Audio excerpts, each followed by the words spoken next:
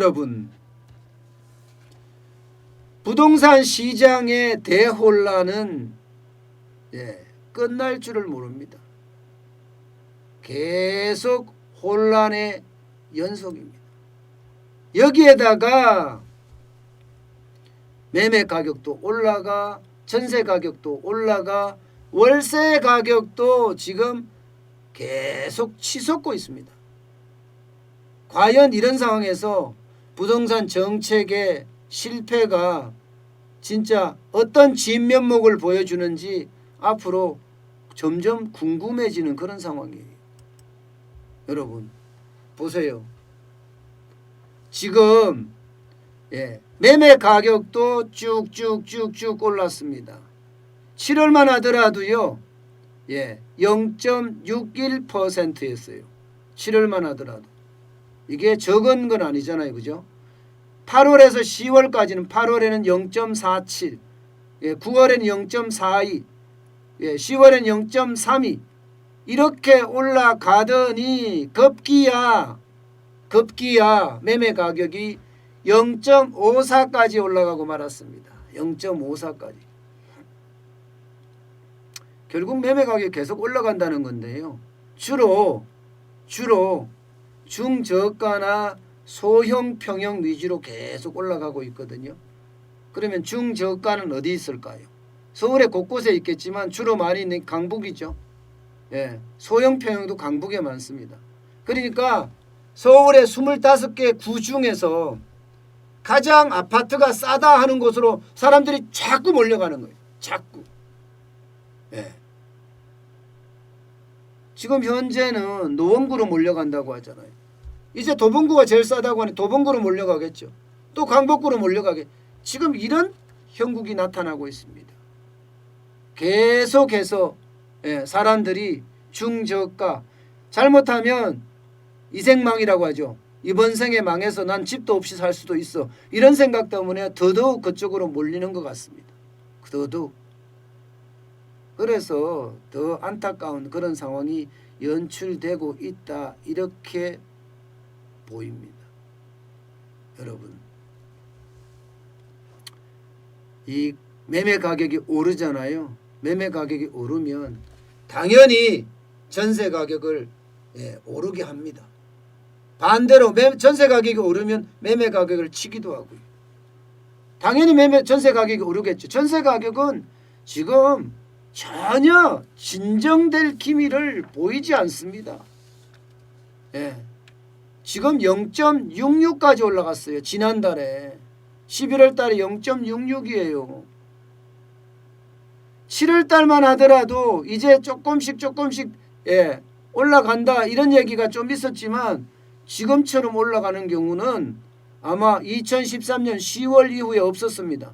2013년 10월에 0.68까지 올라갔거든요. 그때 이후로 없어요. 전국의 주택 전세값이 14개월 연속 상승하고 있다. 연속이요. 아파트만 따지면 더 심각합니다. 지금 아파트만 따지면요. 전달은 0.71이었거든요. 그런데 11월 달은 1.02입니다. 그야말로 엄청나게 올라가는 거예요. 엄청나게. 결국은 임대차 이법, 전월세 상한제나 계약갱신 청구권제 때문에 이만큼 올라갔다고 봐야 되는데 그만큼 심각하다는 거예요. 이 전세난은요, 여러분, 수도권에 대한 이야기만이 아니에요. 지방도 마찬가지예요. 지방도 전세값 상승률이 0.95%예요. 10월에 0.63%를 웃돌았습니다. 또 올라갔어요. 이러니까 월세값도 덩달아 올라갑니다. 월세값도 2015년 6월 이후에 최고치입니다. 0.18까지 올랐습니다. 0.18까지. 결국은 계속해서 이렇게 올라간다는 자체가 힘들다. 서울에서는 0.16에서 0.28까지로 지금 올라가고 있고요. 수도권은 0.21에서 0.27까지 올라가고 있습니다. 여러분, 이 정도면 부동산 정책을 24번이나 냈는데도 매매값, 전세값, 월세값 모두 폭등하고 있다.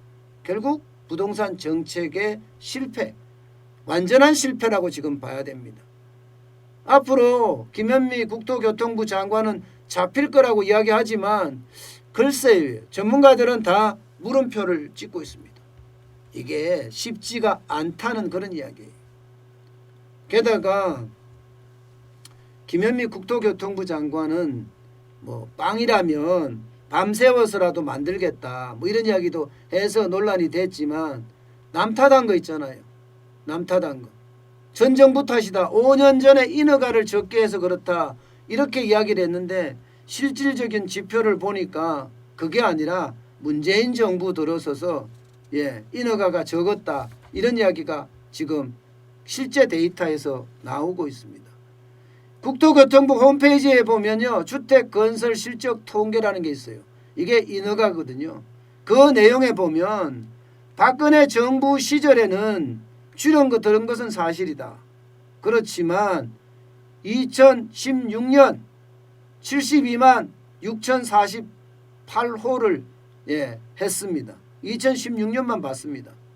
서울에는 2016년에 7만 4,739호예요. 그런데 문재인 정부 들어와서는 어떻게 됐느냐? 이게 많지가 않아요. 많지가. 서울만 봤을 때는요. 2018년, 2019년에 3만 호예요. 3만 호. 박근혜 정부 때는 7만 호였거든요. 정확히는요. 2019년에 3만 6,220호예요.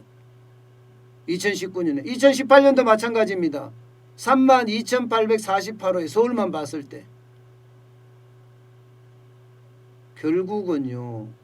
이게 올해까지 누계도 봐도 지금 전체가 2016년 박근혜 말이 72만 6,048호였거든요. 그런데 올해까지만 보더라도 누적 수계가 31만 4천호밖에 안 됩니다. 31만 4천호. 31만 4천호면 이게 물량도 줄었고 서울 물량도 줄었다는 이야기잖아요. 그러니 매매값, 전세값, 월세값이 다 폭등할 수밖에. 자꾸 전 정부 탓하고 남 탓하고 거짓말하고 이제 좀 지겹죠. 그죠? 좀 빨리 쇄신을 했으면 좋겠는데 이대로 계속 가면 우리 부동산 정책 도대체 어떻게 될런지 참 깝깝해집니다.